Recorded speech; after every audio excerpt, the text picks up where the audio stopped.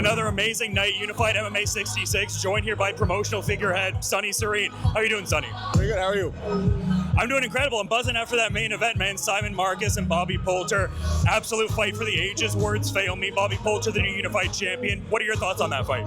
It's one of the best fights we've ever had in the Unified cage. If you look at that fight, you got two guys that are not just ready for the highest level of the regional scene, but those guys can compete with anybody in the world. And I think that's why everybody's calling for these guys to go to the UFC, because they're ready and they're putting on fights exactly like you just seen. Yeah, it was an incredible bit of warfare for sure. And then a few seeming bantamweight title contenders emerging from tonight as well. Bobby Murda calling his shot, and then also in the co-feature, a big KO finish as well, albeit in the featherweight ranks. How do we see the featherweight title movement shaking out in that sense, or is that maybe for a later juncture? We'll probably put it together, but obviously Bobby's 7-0 now, Liam's 5-0. I know he came in, he wants to fight at 135, he just beat Bilal, so he's up for it. I think we got a bunch of guys at 35 that are going to be ready for that next level for the strap, but we'll take a look at it after this event. And I just noticed how much of the card was really a bantamweight showcase in many regards. Can you speak to the depth of that particular division, especially just globally? Like, it seems like one of the deeper categories, and it was reflected in the card in a lot of the bantamweight fights.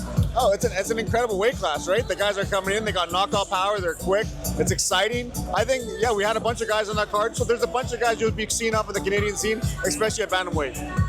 And I guess some fight-related questions, more so relative to the broadcast, being that it was the first Unified Plus fight card and everything, you guys kind of helming the broadcasting end of things. Maybe this would be more of an after-the-fact kind of wholesale assessment, but how would you say the overall first broadcast effort went?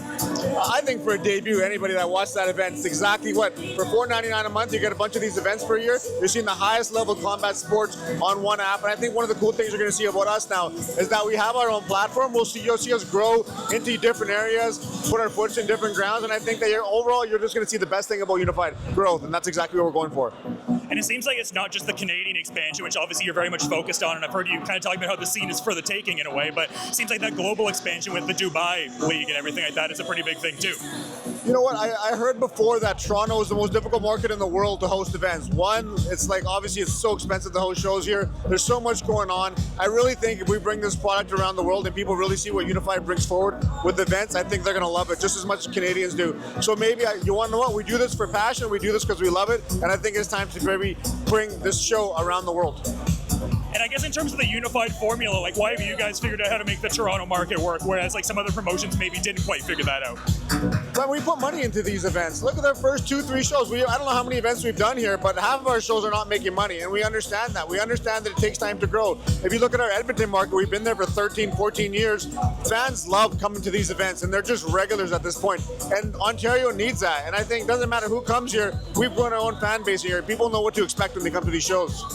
Yeah, I've been covering the shows for close to a decade, since like some of the wedding hall venues and like Edmonton and stuff like that. The scale of this has grown tremendously. Can you speak to that piece? Yeah, man, I look at a lot of the events that happen in the Canadian scene. I think like as we were growing up, some of the biggest events, you had World Series of Fighting in Canada. They used to do events. I thought Maximum Fighting Championship always did a phenomenal event. They did incredible production. So we were able to see and kind of mimic what we a little bit from each event and put these big events together. But you also got to look, man, we can put these events together, but these guys got to compete. And when you see guys walk in the cage, compete at that level, that's exactly why you got to show up to these shows. And mentioning Mark Pavlich, I mean, such an influential individual for your journey and stuff like that. The last time I talked to him, he was like, you know, I'd love to see Sunny getting a bit of a back and forth with some of these other promoters and stuff like that. Samourai coming into the Toronto market, it looks like. Do you have any thoughts on that? Are we getting a Quebec, Ontario turf war going on here, or what's happening? No, there's turf war. Come in and do your thing. If they can come in and they can make a mark and they can go combat sports, all to you. I think that when people come into these markets, you're going to kind of see, like, it's a lot more difficult than it is. Look, man, I've been around this game for 15 plus years. A lot of people have come and go, and I kind of can give you a game plan of what they're doing. But overall, man, if people are coming, we can't host enough events throughout the country to keep these guys fighting. If it was just Unified, MMA as a whole would go backwards. You need more events, you need more guys competing, and overall, man, another 2 big shows can come on board. More guys will compete, and you'll have amateurs, you'll have guys that are ready for the next level. It's the collective that does it. But honestly, man, however you look at it, you can ask anybody. We put on the most polished product in the country, and there's not even a close second to us. You guys have some big cards coming up in Edmonton and Calgary, but in a broader sense, what else is next for Unified that you're really excited about, that you want the fans to know about? Well, look what you're just saying. Nobody else in the country, they do one show, then they wait three months or 2 months or a month. Nobody in this country has done what we've done. We've done 2 shows in one night, and those aren't basic events. These are high-level events across the country. We've done 3 shows in 15 months. Now we do shows back-to-back, multiple shows in a month, and it's because our team is incredible. We know what we're doing, and whatever, man. If you guys want to come into different markets, I hope everybody the best, but we're going to keep doing what we're doing, and if time tells, we always crush whoever comes to different markets with us. Yeah, for sure. Great show and some great things the promotion is doing. I guess while I have you, do you have any particular parting thoughts, anything to cap off this night here at Rebel Nightclub with Unified MMA 66?